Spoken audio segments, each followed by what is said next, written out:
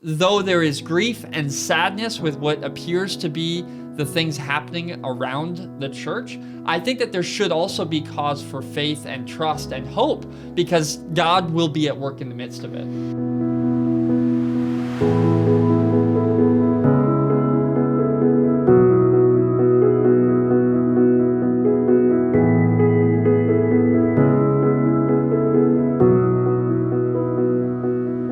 Hello, friends, and welcome back to the Pastor Talk podcast. We are now concluding our Mission Musings series. We've been blessed in the last couple of weeks. We got to share conversations with Amgad Beblawi and with Dr. Daryl Guder, each of them offering different vantages, perspectives on this missional conversation. And today, as we now come to both kind of wrap up those conversations, we simultaneously are wrapping up the larger conversation about what it means to be missional. And one of the struggles of attempting to do that, and this just comes by way of confession from the very start, is that in many ways this conversation, I think, raises more questions than it answers. It, in some ways, helps hone and frame what questions are the right questions.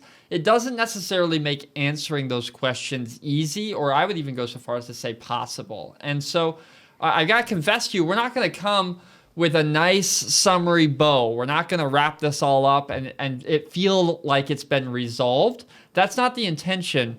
We're in some ways going to just confess this leads us to ask what next. And I hope that you find yourself invited into that conversation, because ultimately, if there's any case we've made throughout this series, I hope one of the things you've heard is that you're invited to this missional identity. And so it's natural then, or it just follows that all of us might be left in these concluding conversations to ask, well, where am I and what does this mean for me? And if that's you, you're in exactly the right place. And I hope you sense that you're surrounded by good partners in that. I think you're exactly right, Michael. I think one of the struggles is that missional isn't a conclusion. It's not a repair. It's a kind of corrective. It's a series of questions and thoughts and interactions that help lead us to some new ideas, some new ways of processing, some new questions to ask in response to the first round of questions, and draws us deeper into the idea of what it means to pursue God's mission. But it's not something that can be easily summarized. In fact, I would caution that if anyone thinks that it's possible, maybe they have not fully understood the depth and breadth of the conversation. There are things calling themselves missional that are packaged as programs and quick fixes, and I would say they miss the point completely in my experience. This is the challenge to evaluate where we are, to think about how we got there, and to think about whether where we are is where we need to be. It's just part of our ongoing evaluation of what it means to follow Jesus Christ. And as such, this is not the kind of series we come out of with A, B, and C and what it means for you and for the church. It is much more complex than that. But really, the intention isn't to give us easy answers. It is to put the idea of mission as who we are back on the center of the plate for us to consider. Yeah, we can pick out a few themes that have gone through our conversations, and I certainly think that one of those themes is that mission is not checks that we write, but rather an identity that is formed in Jesus Christ. And that particular theme applies both to congregations and it applies to us as individuals. To some extent, I think our conversation with Amgad shows that it's also complicated if you're trying to envision what that means in the large connectional church sense, church with a capital C, the church that extends around the world, to have a missional identity in the midst of cultural differences and geopolitical realities. All of this is incredibly complicated and nuanced. It's not clear which road one needs to take, and necessarily even what side of the road or which forks the road will take. It's far more nuanced than that. Yet, it is clear that if we think of mission and our part in mission as only a thing that we export outside of our own circles, then we've missed the full breadth of who we're called to be as those who've received the good news. And I think Dr. Guter's conversation, if I'm going to be honest, about the biblical interpretation and some of the really sustained conversations about that, Clint,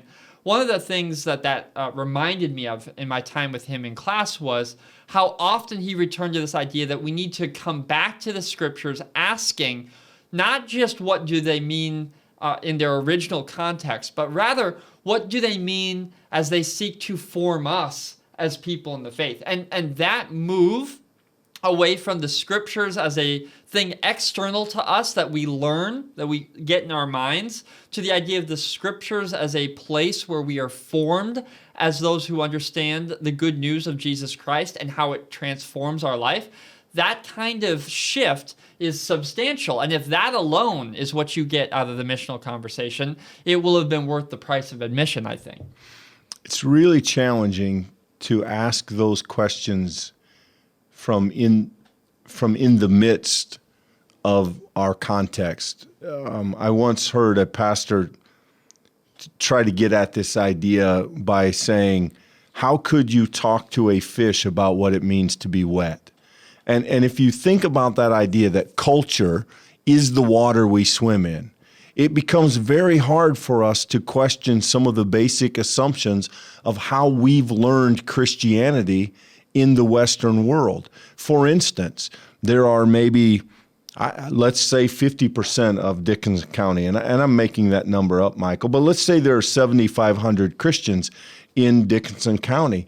There are 20 church buildings. Right. And none of us question that assumption.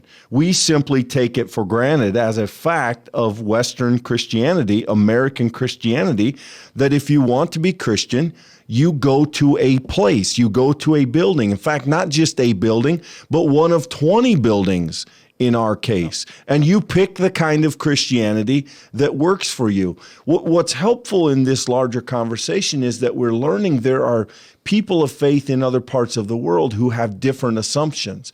And it helps us to back up and to say, wait a minute, there must be ways to be Christian without a building. Having a building may not be as important as we've thought that it was historically. Having a building may have some very, very deep upsides, but it may have some downsides because it makes us think of our faith as a thing that happens in a place. And we think of mission as things that people do in a different place. And we don't always make this bridge between when we support those people, we are doing mission as well. And the complexity of it is sometimes lost when we aren't able to question our assumptions, which is hard to do from the midst of them. And I think one of the real benefits potentially in the future is that this missional conversation is global. It's multinational, and it involves people who have very different perspectives getting together and saying, not only what does the gospel look like where you live, but what does the gospel say to where you live and how you live out the faith that may be challenging? If you have been part of all of these conversations up to this point, this may sound repetitive, and I apologize for that, but I think it being repeated is necessary to emphasize how important it is that fundamentally, do not make the mistake of thinking that Missional is some sort of marketing program that's going to help churches that are struggling suddenly succeed, like it's the magic key that fixes all of the problems. It is not that.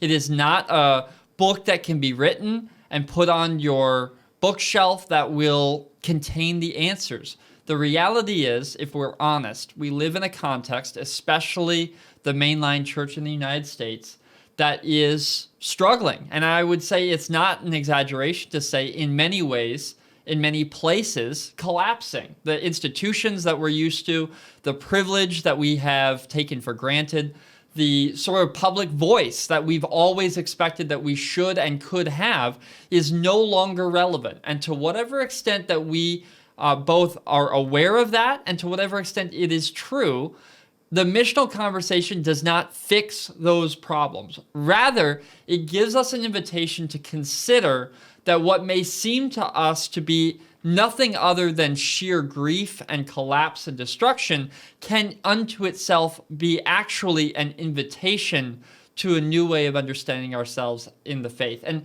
that is not easy. I'm not going to pretend that that is going to be met with celebration. There are times in which really we just need to be honest and say things are not going well. The missional conversation doesn't keep that reality from being reality. What it does, though, and you said this in a previous conversation, Clint, I think very helpfully, is that it does give us the opportunity to choose to see what is happening around us, both because of choices we've made and things happening in culture.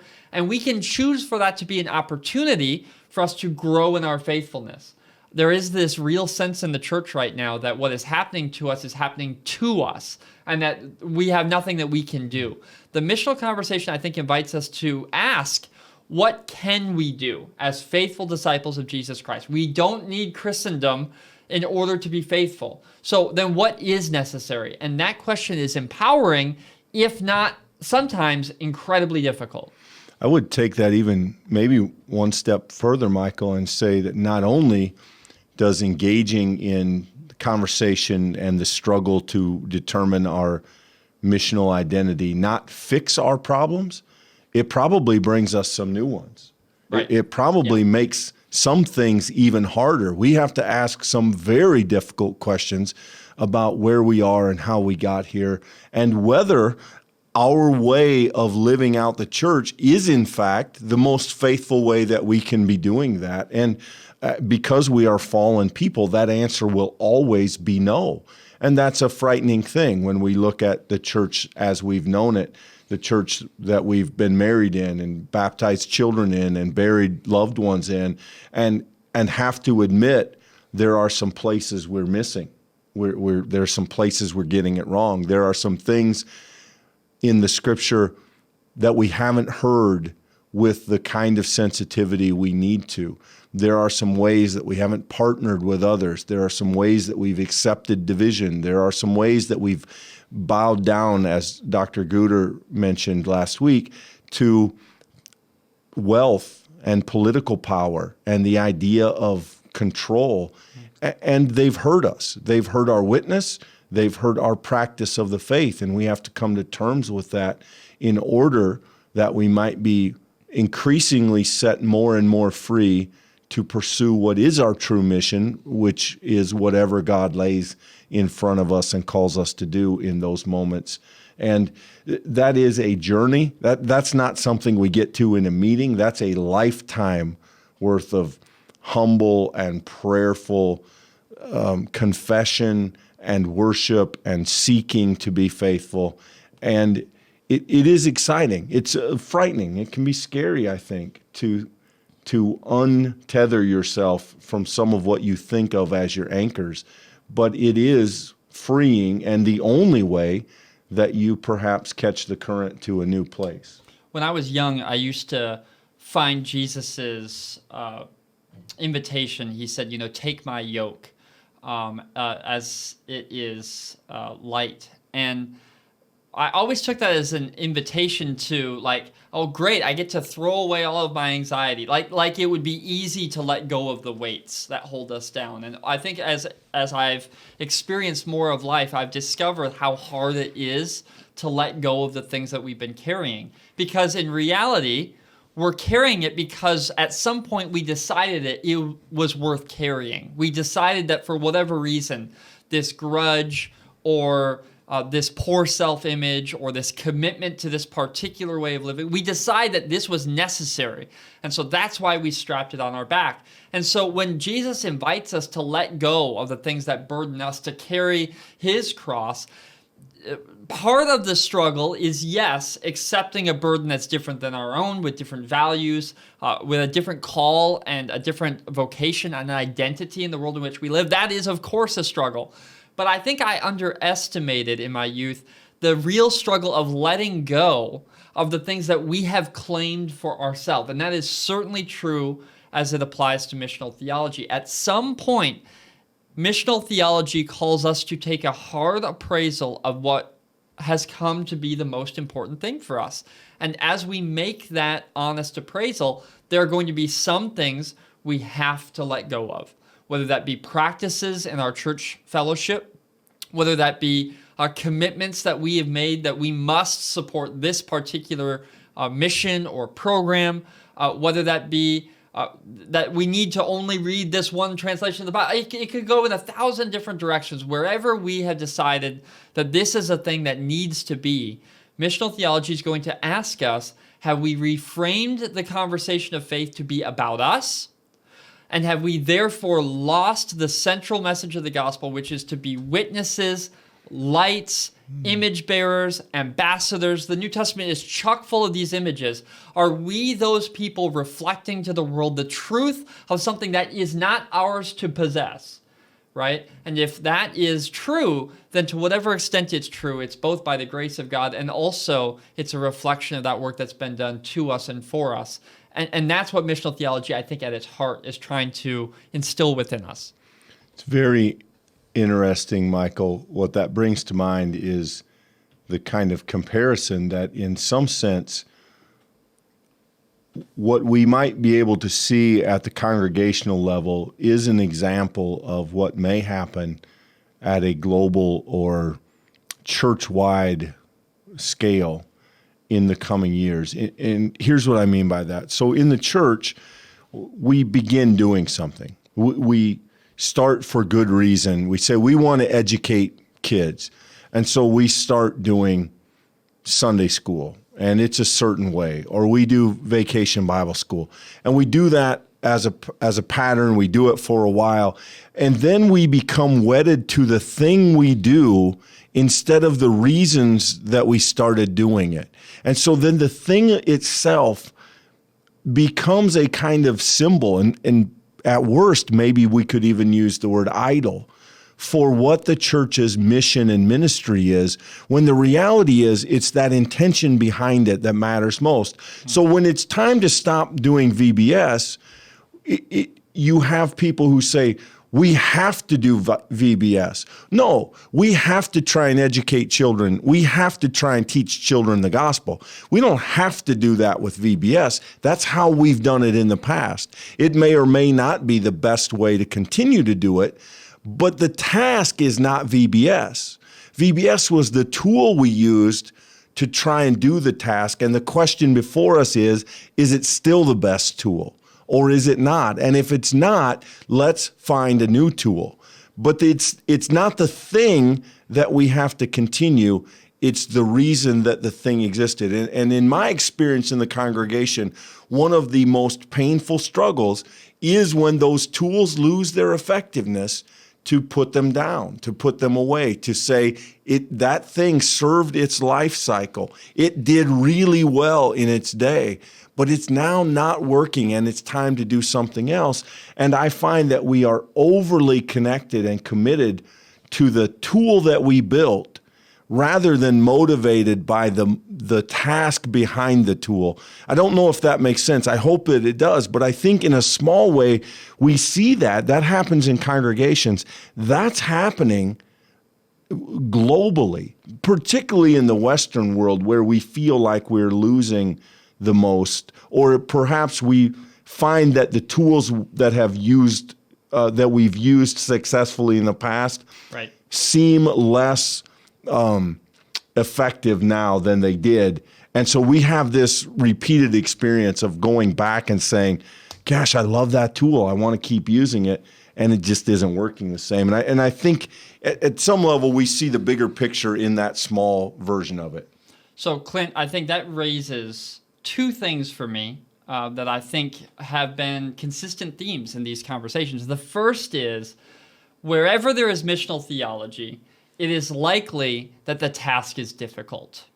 And that is a really tough thing to not just get your mind around. I'm not sure that intellectually it's that difficult. I think it's spiritually hard to recognize that fundamentally what that means is we can no longer rest upon how we have always done it.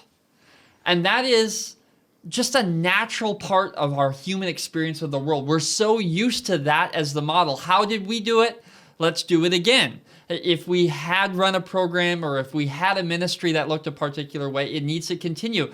I'm not going to lie to you. It is unbelievably difficult work as a community to return to those first order questions about how are we living into the goal that we began this thing with. That takes work. It takes extra work. It's not just like we need to get a volunteer or we need to fundraise for this. It requires sitting down with blank pages and asking the question, if we were to do it again, would we do it the same way, and would it meet the same goal that we started with? That is a challenging kind of work that over time does feel like you're really pushing a rock up a hill and you're hoping it doesn't come back down on you. But that is part of what I think it means to be missional. And I think the second thing that your comment raises, Clint, is unfortunately, this is unbelievably hard to speak clearly and simply as we define it in congregational life. And we've said this before. If you ask the question, what is missional for a congregation?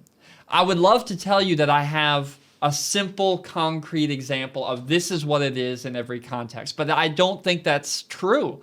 I think that fundamentally, the missional conversation invites us to come into our own context, whatever it is. Here, we're in a congregation in Spirit Lake, Iowa, Northwest Iowa, Midwest. That's going to look different in New York City, or in Texas, or in California, or in Portugal, or in France, or in Asia, right? As these conversations disseminate around the world, what I think we will discover is that fundamentally we're called to be faithful in the place where we've been put, and that we are called to ask questions humbly and bravely. And if we ask them in faith, God will inevitably answer them, not by our merit, but by the grace of the Spirit. And that's the trust that we have engaging in this kind of conversation. Not that we come to an answer that on its arrival seems to answer all of the unresolved doubt, but rather that in asking the question, we're being faithful and that God will be present to us in it. So having said that, friends, we understand that you may be scratching your head thinking, missional sounds great, but I'm still not sure I get what it means. And by all means, we want to continue that conversation. And I want to put an asterisk on this and say that Michael and I may be completely wrong in this next section of the podcast. But in the spirit of being practical, I want for a moment us to offer you some guesses as to what missional may look like in congregations in the coming years. In other words, what might be some of the practical impact of this kind of missional theological conversation on the life of a church like First Presbyterian Church, Spirit Lake, Iowa. And it would be very interesting to see if any of these hold true. They may all be wrong. We may get none of them right.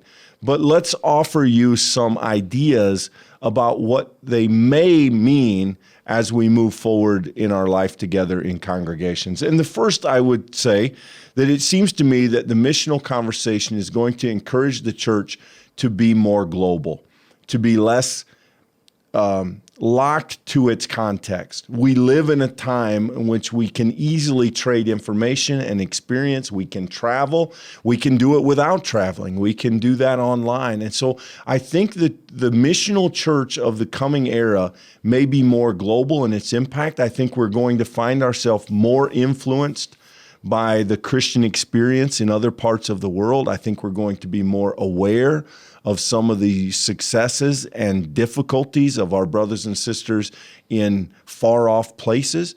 I think that the church is going to find itself maybe in its reading, its resources, its hymnody, its worship styles. I think there's going to be a greater sharing of Christian experience with parts of the world that aren't native to us. Yeah, I think so. And I'm going to twist that around and say I think there's another sense in which the church will be even more local. And what I mean by that is I think that churches will, as time goes on, recognize how necessary it is for each of its members to conceive of their work in their local community as engrafted into part of the congregational witness and mission. So, in other words, if you work at a bank, or you work at a school, or you are a dentist, or if you are a janitor for a company, or if you're on an assembly line, when you leave the sanctuary on Sunday, it is likely that your church in the future is not going to be representative of the total population of your town. That in lots of places, churches will be smaller.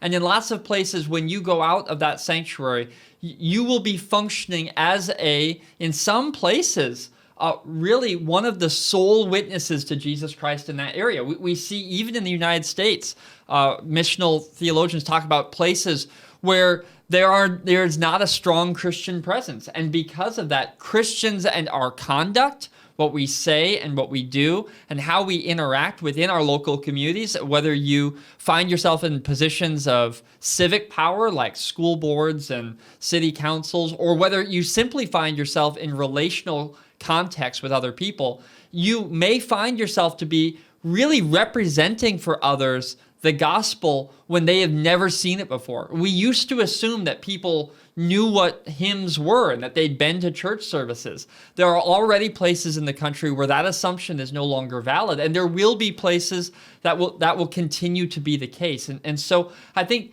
the local mission and connection and service of churches will become even more important for those reasons.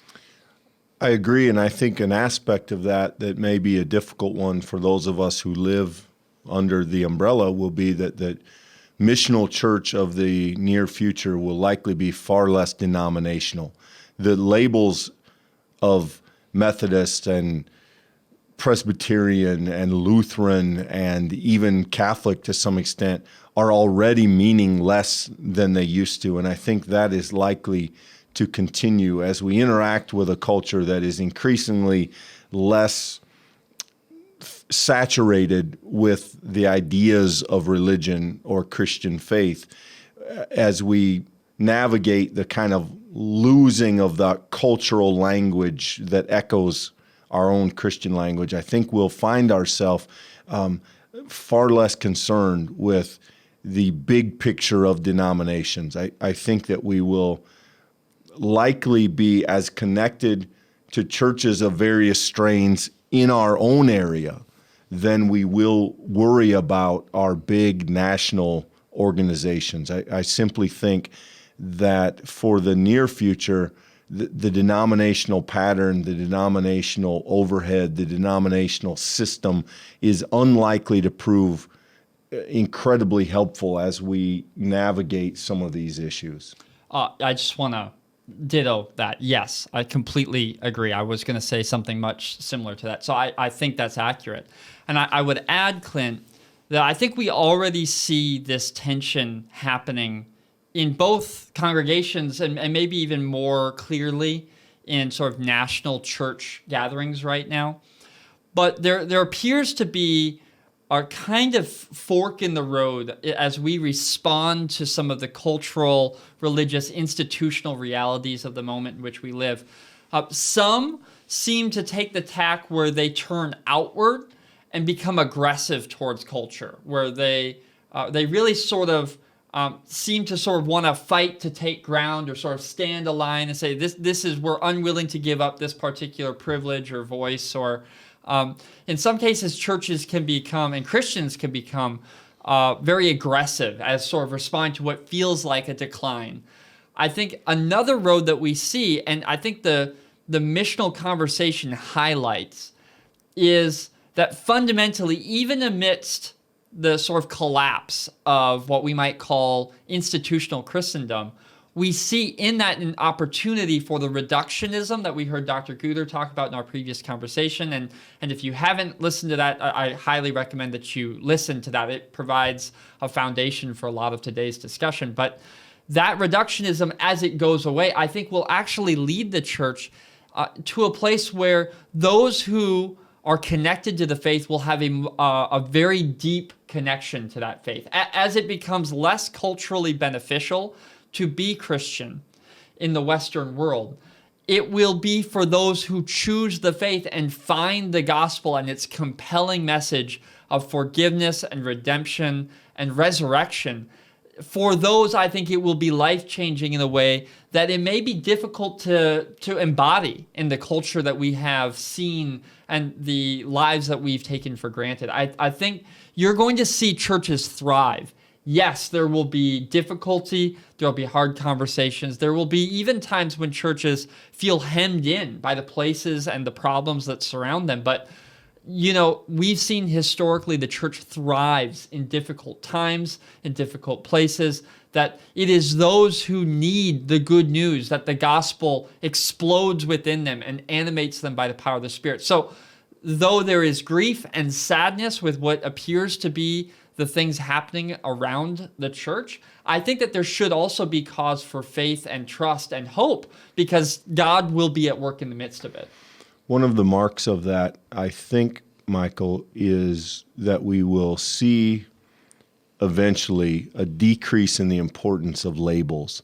The idea of this kind of Christianity or that kind of Christianity, again, at a denominational level, I think we'll already begin to see that. But I think even labels like conservative, liberal, fundamental, Pentecostal, I think some of those labels are going to be less important. I think they're just going to functionally mean less. Now, the bad news is that it seems to me in order to get there, they're going to be more important until then. That as we lose some of our footing, we're going to instinctively reach for those things as tools. I would say that's already happening. I would say that in the conversation you hear now, it is often one kind of Christian against another kind of Christian. And to me, I think that's a signal. I think that's a sign that we're making that transition. And I think ultimately that's going to be our reality for a while. But I hope that on the other side of that, there will be a moment in which those labels are far less important than our oneness, our unity in Christ. So if you think of a letter like Corinthians, where Paul says, look, some of you are saying you're or Galatians, various places in Paul where he says, some of you say you belong to this guy, or you're Paul's kind of Christians, or Peter's kind of Christians, or Apollos' kind of Christians. And already they began from a place of comfort and affluence to begin separating. And Paul calls them back to unity. And the bad news is I think that's going to take some knockdown, drag-out battles along the way. But I think that we may get there, which ultimately will be good news.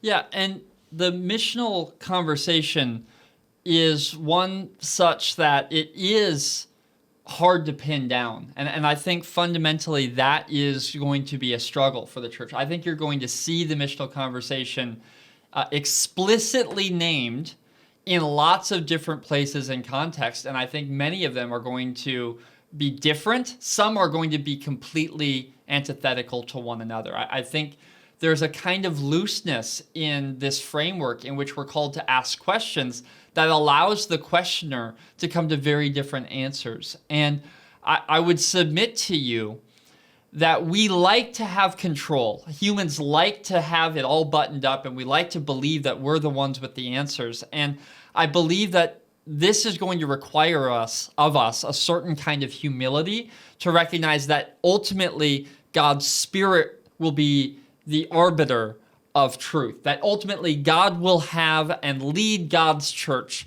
into the place where God wants it to go. And where we overinvest our identities in a thing that isn't ours to start with, the missional conversation is going to bruise us a little bit, because ultimately it's about God's mission. God's at the center.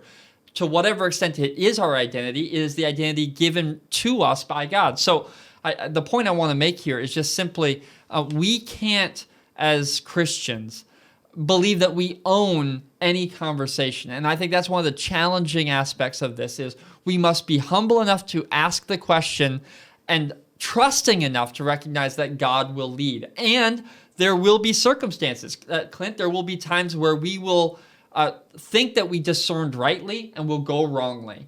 and it's going to require humility and even courage to say, that was wrong, we need to change course. And we should practice that. That's not an easy task, but it's a necessary one. Yeah, I think there are some directions that the church may go that will be difficult. I think, they may be a product of some struggles. In some case, they may be forced upon us. In other ways, we may find ourselves there kind of at our own direction. I think a couple of things that may happen in regard to congregations like First Pres.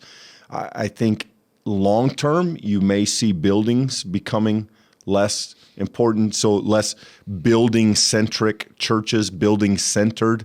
The primary investments, the primary energies of the church may not be toward keeping and building a space that may evolve in a new way.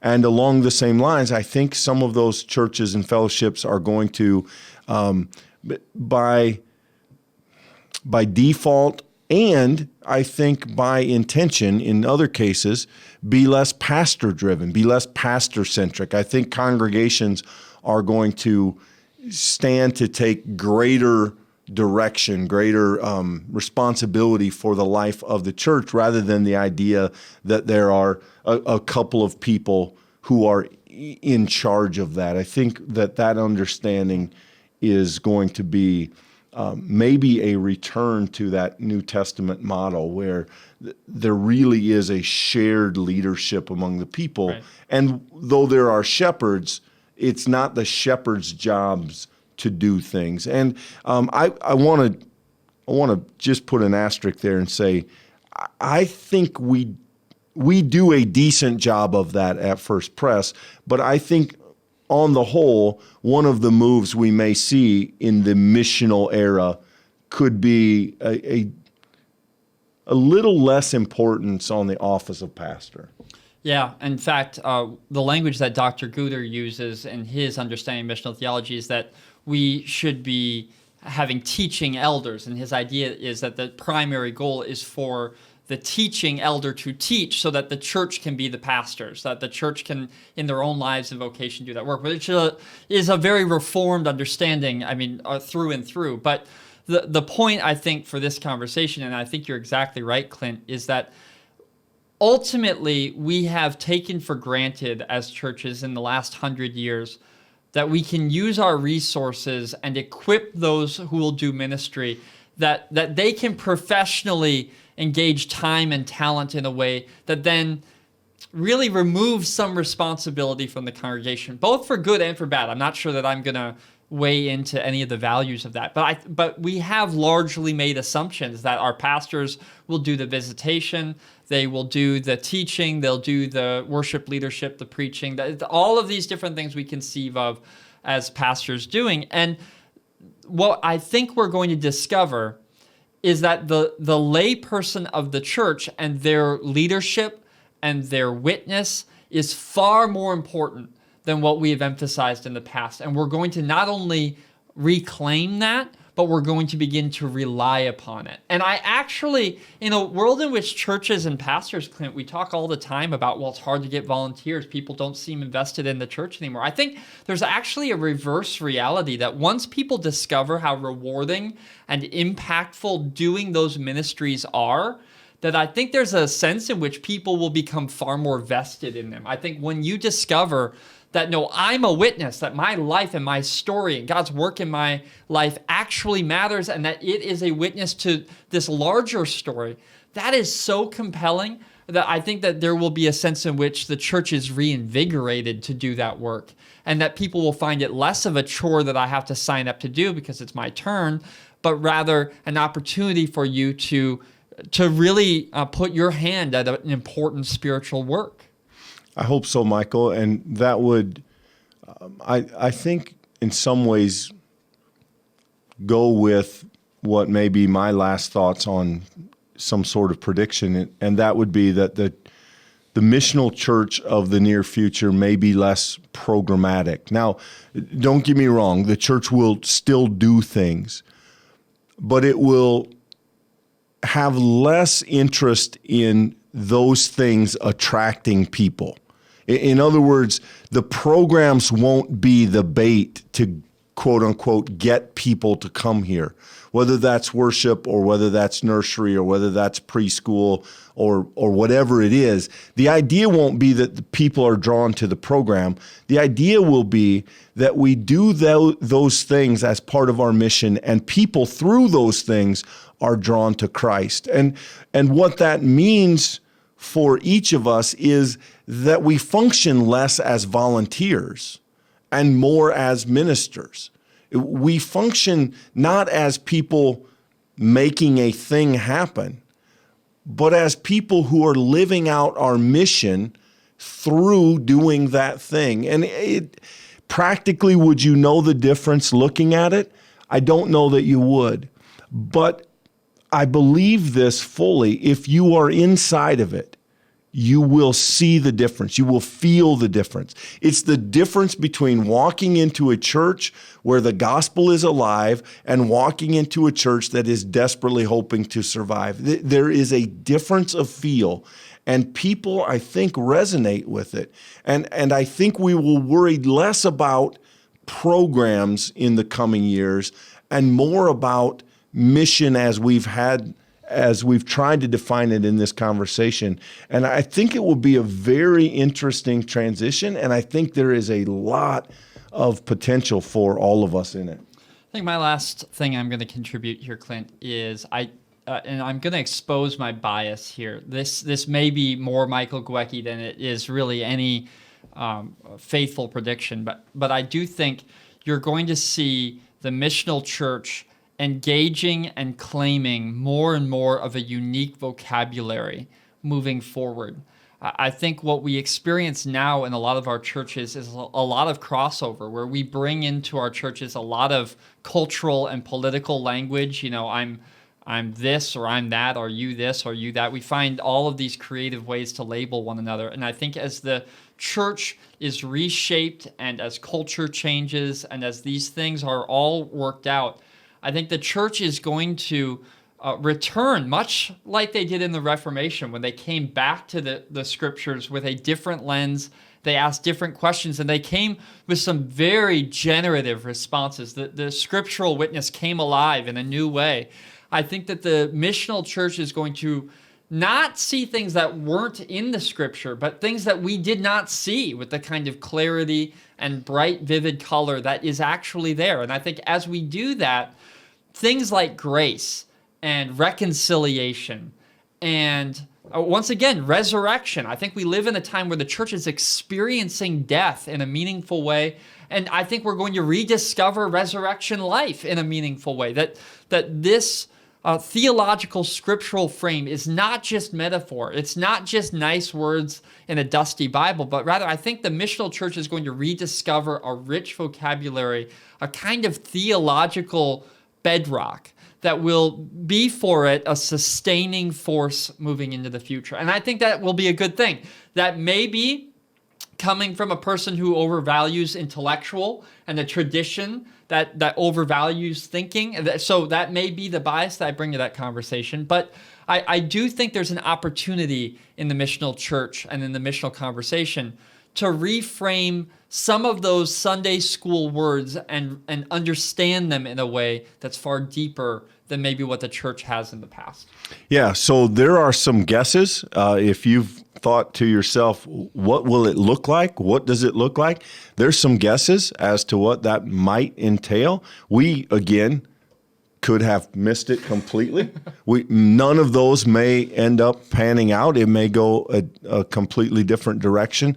But whatever direction it goes, we will get there by focusing on the work of Jesus Christ, the person of Jesus Christ, not on what we want primarily, but what God calls us to, making the church, making the gospel about that mission that God is calling us to, rather than what we want to do with it. And as we do that, I think our faith tells us, we trust that we will be drawn in the directions that God seeks for individuals and for the church together. So wherever we go, we get there by keeping our eyes on Christ, as we always have, and we look forward to being a part of it in this place in some small shape or form.